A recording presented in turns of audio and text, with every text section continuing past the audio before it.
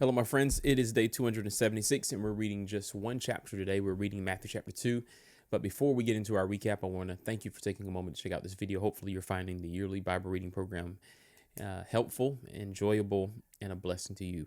If you have not yet accepted the invitation to be a part of this group, please check out the description box below. There you'll find a link that will take you directly to the YouVersion Bible app, where you can join a number of people reading the Bible every single day. If you have an interest in reading next year, you can check out www.selflesschurch.org. And on the homepage there, you'll find a link that will take you where you can register RSVP to stay up to date with the latest updates on what we're going to be doing to prepare for next year. So we'd love for you to be a part of the group. Now, today we're reading one simple chapter. I said simple, but one short chapter. It's not necessarily that simple as much as it is short, but we're reading one chapter, Matthew chapter 2, and we're understanding one key thing, that Jesus is the response to Israel's long experienced problem. And that problem is exile and oppression by the pagan nations of their time. And we know this because whenever Jesus is born, they are looking for one who is referred to as the King of the Jews. That reference is so incredibly important because it has Davidic, it has royalty, deliverance, liberation undertones. The moment you use the word, king, a king is more than just a figurehead to the nation of Israel. A king is one that has the power not only to govern Israel, but has the authority and the grace from God to overthrow any influences or any individuals who would try to come against them as God's people. So this is very much so, and especially since the intertestamental period, the writings that are found from that period or through the influence of that period helps us understand that there was a growing expectation that the Messiah would come in a way that was resembled by, or should I say, prophesied by the prophets of the Old Testament.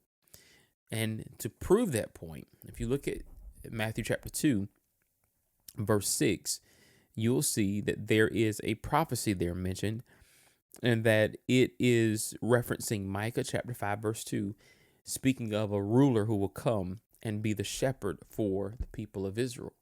Very clearly and very explicitly there, it shows us that Jesus, whoever the Messiah is, but we know him to be Jesus, is to come as a shepherd and as a ruler. And we cannot ignore these kind of verses while also accepting and acknowledging the cultural, historical context of the Old Testament.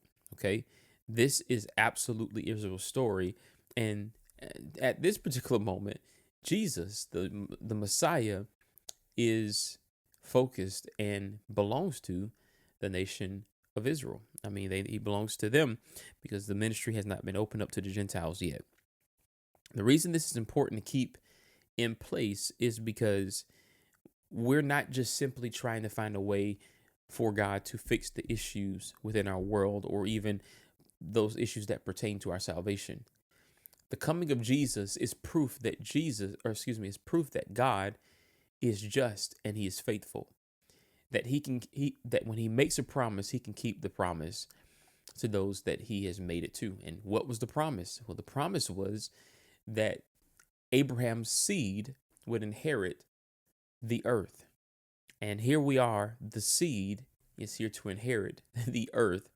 And unfortunately, the earth that he is to collect is hostile against his inheritance of such. And so Israel, though they are saying all the right things, they don't necessarily get it at this point. And they are going to have to wrestle with this over and over and over again until finally some people are able to see what the prophets were pointing towards.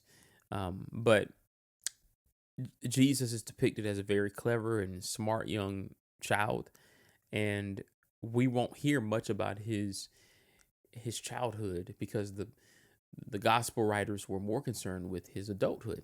And so we're going to begin looking at the last 3 years of Jesus' life and what difference that made to the world. All right. So I'd love to know your thoughts. Please leave them in the comment box below. I'd love to know what you're thinking. Hope you'll keep reading, studying, and trusting God through his word. Until next time, thank you for watching. Take care. God bless. And remember, live by the word.